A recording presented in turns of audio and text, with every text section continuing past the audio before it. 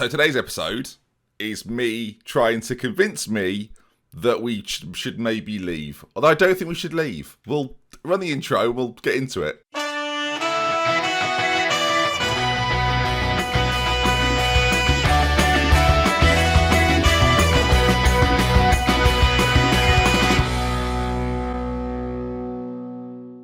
Hopefully you've seen yesterday's massive long episode and you're with us today. Thank you for the support on the last two episodes, by the way. Absolutely crushing it. Again, if you're enjoying the series, do smash the old like button. And you can see there then, smash the like button. Don't break the like button. And every creator says smash the like. There's going to be broken like buttons all over the place. Gently caress the like button. Feel free. Don't make it weird. I mean, just do it. I shouldn't have brought this up. So then, 87 points. It's quite a lot of points, 87 points. Chelsea match us and United with one ahead of us. Last year, 87 would have got you third. The year before that, second.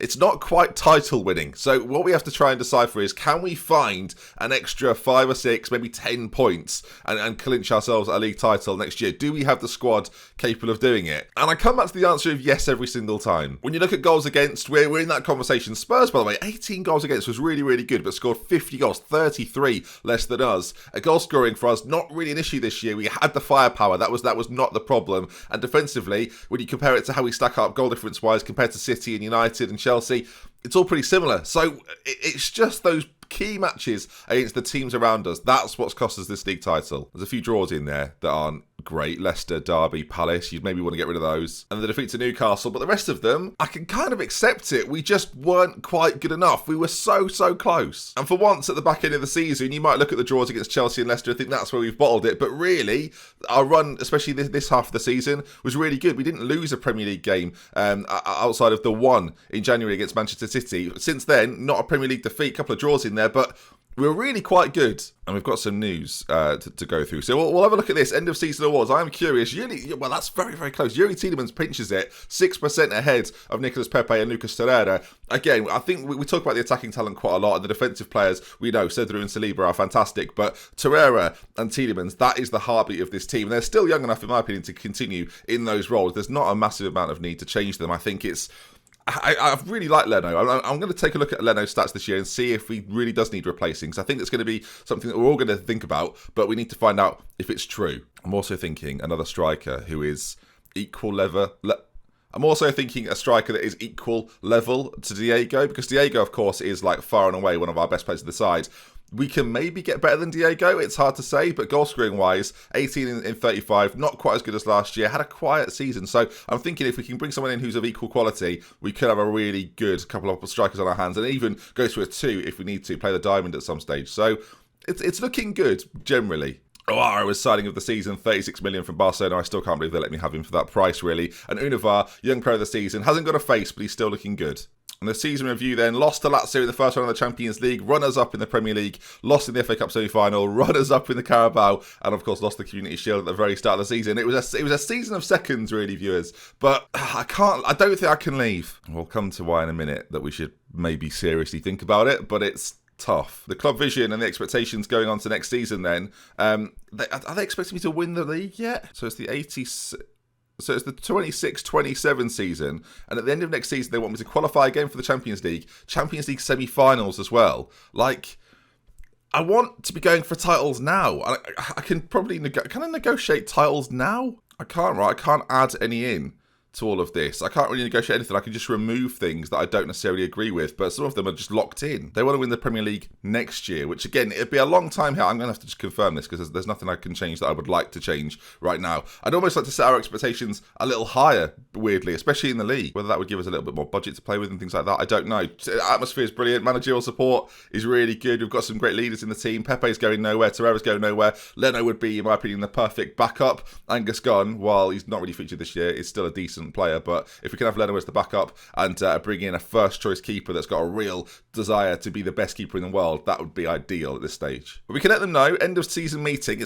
How many options do we need here, viewers? It's a lot of options. Next year, I'm going to tell them I think we can come back and win the title. I think if you get that close, some of the boys don't believe it. I think we'd probably do better without that sort of pressure on us. I disagree. Some of the players are right up for it. Some of the fringe players, they're not really up for it. I think we can achieve what I've set out to achieve. I can't believe Jordan's turning his back on me. I can't believe this. So end of season break. We're going on a suspended period. No, we're not. Everyone's healthy. It's fine in 2026. I don't know how I don't know what Football Manager are going to do in regards to the coronavirus. It's going to be quite an interesting period of time for games as well. I mean, life's more important, don't get me wrong, but how will this affect FM? If anyone's going to ask the question, I guess it has to be me. I'll be annoyed when Boris Johnson brings it out in a statement later today. But the Football Manager will continue as normal because of scheduling issues. That'll annoy me. Tielemans it was the game against Brighton. We saw it episode or so ago, didn't we? Yuri Tielemans with the second goal of the season didn't quite win it. And in Players Team of the Year, we have the one man. I mean, if there's ever a time to do it, Ben. Diego. And Saliba's there as well, so I probably shouldn't be making such a fuss about Diego. So, of course, we've still got the World Cup coming up, and I kind of said that would be today, as Andrea Belotti's annoyed that I've not improved the club's coaching. I mean, I'm improved. We've not really improved your finishing ahead of Andrea. No, he's done all right, bless him. I mean, Dortmund have won the league again. There they are, loving life, having a lovely time. What about Inter? Did they do it? Dortmund with an 8-point lead there. I wonder if Emery leaves, if we can just go back. We're only halfway through. We're not even halfway through the challenge yet, viewers. I know we're close to 100 episodes. We're not halfway yet, so plenty of time. You think about what's gone on so far. So many things have been... Not a league title, though, so stop it, Ben. Oh, wow, in Italy, Inter and Lazio go to the final day. Lazio have the advantage right now, but it's very, very close. So Inter could do it again, play Perugia. You'd expect them to win it, and it'd be down to Lazio, really. Diego's Team of the Year bonus. Oh, for heaven's sake. All right, then. Well, I mentioned it. I said we've got to try and convince me to stay, and there's reason for it. Let's go to the job security page, viewers. So we're in a pretty good position. As Arsenal manager, there's no risk of me being sacked at all, unlike when we were at Inter Milan, and there was a little bit of discontent there. Same with Borussia Dortmund, where we hadn't won anything for 3 years. Whereas here, we're moving forward. We won an FA Cup last year, another final. You know, we've got second in the Premier League. We're in touching distance of trophies. Whereas there's two teams here. Pep Guardiola's Zebra, Juventus, and Massimiliano Allegri's Barcelona.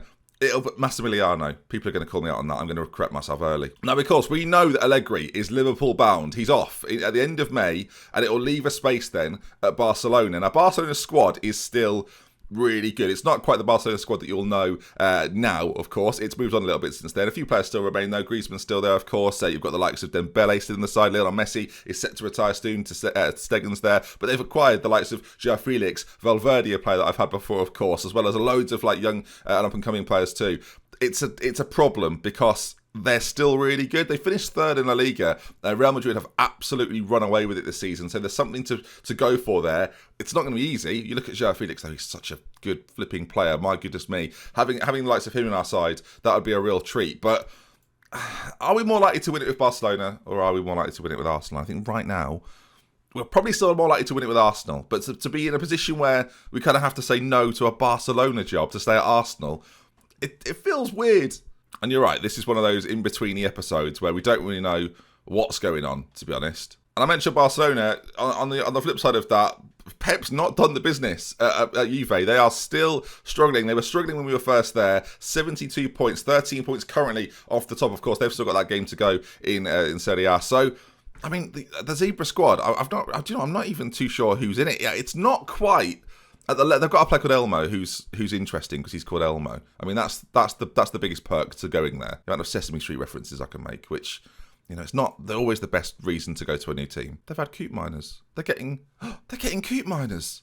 As if Dortmund let him go. They were fine. They were fine without him. They've got some good players, though. De Ligt is still at the back for them. Of course, one of the best defenders on the game, 26 in his prime now. Likes of Isco. Victor Fischer. Seems like a strange one considering he's 31. I can see why they're not doing very well. Gnabry's there as well at 30 now. So it looks to be but similar to Barcelona, actually. They've got some young talent coming through, but they're quite an old squad. There's a big rebuild needed at Juve, and I'm not sure I'm the man to do it. Where you compare that to the likes of Arsenal. Well, we've got a couple of older players. Henderson, Leno, Decore, Belotti. Right, Hector Bellerin is on the older side now. We've got a good crop of youngsters. You think about some of our best players, 22 to 27 years of age. Yuri Tielemans at 29, one of the older players, one of our better players.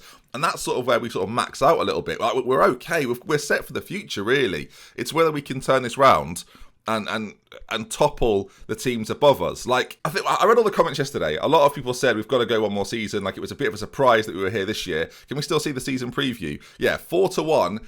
You look at it really, City 2-1, Liverpool 3-1. They've been the team to shock the whole league, really. Finishing 8th, it's like going back in time 20 years. Really poor from them.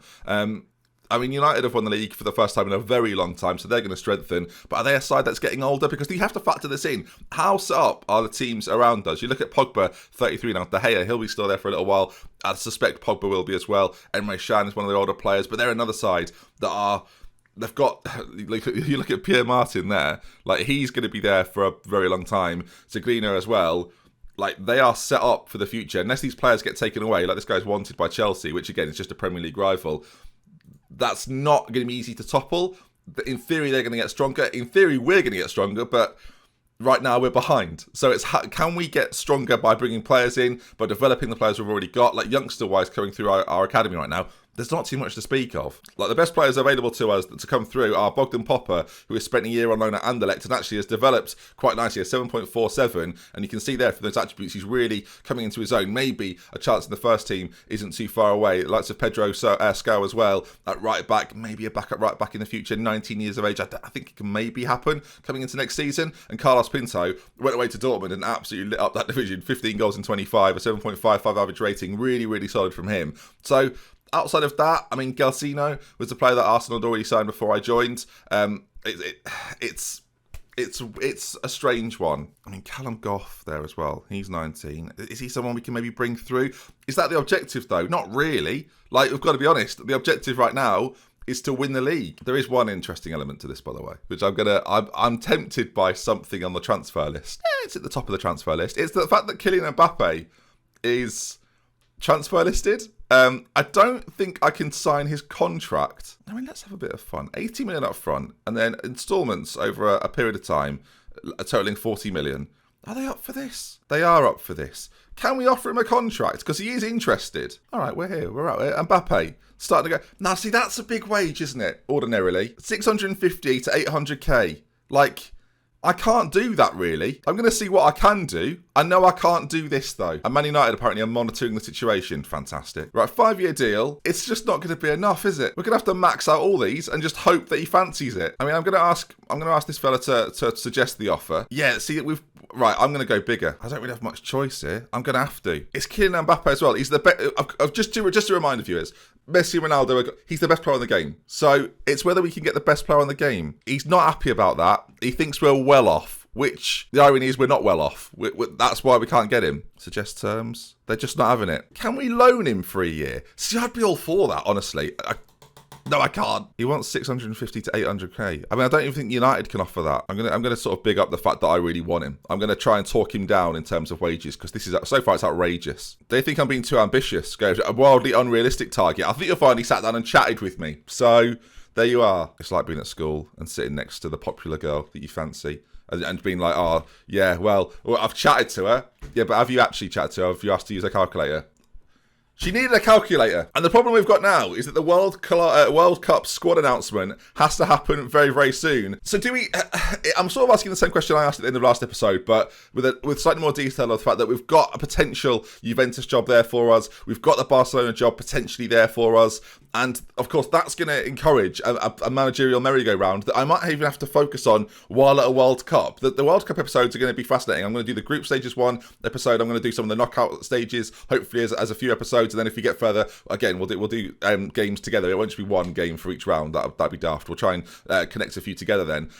It's quite a fluid situation because we don't know what's going to happen with all these other clubs. We know that Allegri's going to Liverpool. We know that Barcelona is going to be available. We don't know if Guardiola is going to be sacked at the end of the Serie A season. That will then leave a spot at Zebra. Will the club then think, actually, we want Pep Guardiola? Or will it start a merry-go-round? That's the question we've got to ask ourselves. I suspect it maybe will do. Will a few managers retire as well? I'm trying to think maybe they will. So... It's a really interesting time in the save, and I feel like these episodes, again, some people will watch this and think this is not worth it. Some of you will think, yeah, this is part of what Glory Hunter is. We need to decide whether we've got a squad capable of challenging. I think we do, but I definitely think we need some reinforcements, and having a World Cup in between that isn't ideal, but that's the situation we find ourselves in. We're going for the World Cup, remember, viewers. Glory Hunter, it's a lot of trophies in a short amount of time. Let's see, 20 years. Let's see if we can do it. If you enjoy the series and are continuing to support it, thank you so much. I appreciate the love that everyone is showing, and I hope you're all safe out there in a world that is getting a little scarier, strangely. Some of you probably are fine, so most of you are fine, statistically. So I'll see you soon. If you're not, get well soon and be loved with care. Until next time. What a weird end to a Football Manager video. I'm Dr. Benji. I mean, it's fair enough.